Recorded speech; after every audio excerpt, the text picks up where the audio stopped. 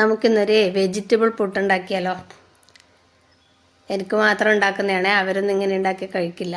അവർക്ക് വേറെ തന്നെ ചുട്ട് വെച്ചു. അപ്പോൾ പുട്ടുപൊടി കുഴച്ച് വെച്ചിട്ടുണ്ട്. അതിലേക്ക് കുറച്ച് ചീര അരിഞ്ഞതും ക്യാരറ്റ് അരിഞ്ഞതും തേങ്ങയും ഒക്കെ ചേർത്തു. പിന്നെ പെട്ടെന്ന് പോകുന്ന വേറെ എന്തെങ്കിലും വെജിറ്റബിൾസ് ഉണ്ടെങ്കിൽ അതും ചെറുതായി അരിഞ്ഞിടാം.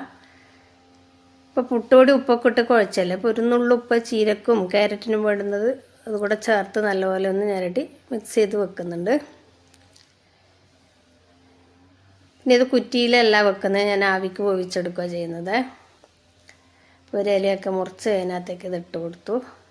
ഇടയ്ക്കൊക്കെ ഒരു വെറൈറ്റി നല്ലതല്ല, നല്ല ടേസ്റ്റാണ് ഇത്. വെറുതെ അരി പുട്ട് കഴിക്കുന്നതിനേക്കാളും ടേസ്റ്റ് ഉണ്ട് ഇത്. നിങ്ങളൊന്ന് ഉണ്ടാക്കി നോക്കിക്കോളൂ, ഹെൽത്തി ആണല്ലോ. അപ്പോൾ ആവിയിൽ കുക്കറിൻ്റെ മേലെ അരിപ്പ പാത്രം വെച്ച് അതിൻ്റെ മേലെ ഇലയും വെച്ച് അങ്ങനെയാണ് ഉണ്ടാക്കിയത്. ഒക്കെ നല്ല അടിപൊളി പുട്ട് റെഡി ആയില്ലേ. പച്ചക്കറിയൊക്കെ കഴിക്കാത്ത കുട്ടികളുണ്ടാവില്ലേ, ചെറിയ കുട്ടികളൊക്കെ, അവർക്കൊക്കെ ഇങ്ങനെ ഉണ്ടാക്കി കൊടുത്താൽ നല്ല ഇഷ്ടപ്പെടും. കാണാനും നല്ല ഭംഗിയില്ലേ പല വെജിറ്റബിൾസ് ചേർക്കുമ്പോൾ. അപ്പോൾ അതിൻ്റെ കൂടെ മുട്ടക്കറിയാണ് ഉണ്ടാക്കിയത്. നല്ല കോമ്പിനേഷനായിരുന്നു, അടിപൊളി ടേസ്റ്റാണ്.